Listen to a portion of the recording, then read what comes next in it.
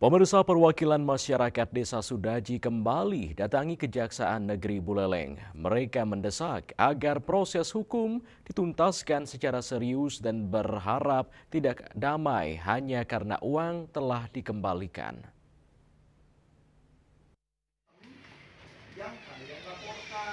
Dugaan penyalahgunaan dana desa di Desa Sudaji Buleleng oleh pihak Perbekel sedang dalam proses penyelidikan hukum oleh Kejaksaan Negeri Kejari Buleleng. Kasus ini mencuat setelah Inspektorat Daerah Buleleng menemukan dugaan penyelewengan dana senilai Rp425 juta lebih yang dilaporkan oleh warga setempat. Meskipun pihak Perbekel telah mengembalikan dana kerugian ke kas desa pada 15 September 2025, mereka meminta proses hukum tetap berlanjut. Gede Artayasa selaku juru bicara perwakilan Desa Sudaji menegaskan pengembalian dana tidak menghentikan proses hukum, bahwa kasus akan terus diusut karena ada unsur niat jahat atau mens rea yang telah ditemukan.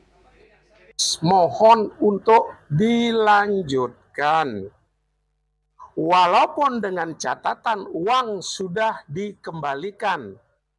Tadi saya minta, ketika tindak pidana sudah dilakukan, ditemukan temuan kerugian negara sebesar 425 juta, apakah serta-merta perbuatan pidananya, niat jahatnya atau mens reanya itu hapus demi hukum?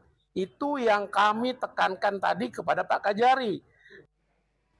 Sementara Kepala Kejaksaan Negeri Singaraja Edi Irsan Kurniawan yang menerima kedatangan warga Sudaji menyatakan tidak akan menutup kasus tersebut dan akan tetap melanjutkan penyelidikan terhadap aduan warga tersebut. Yasari Yuli, Bali TV.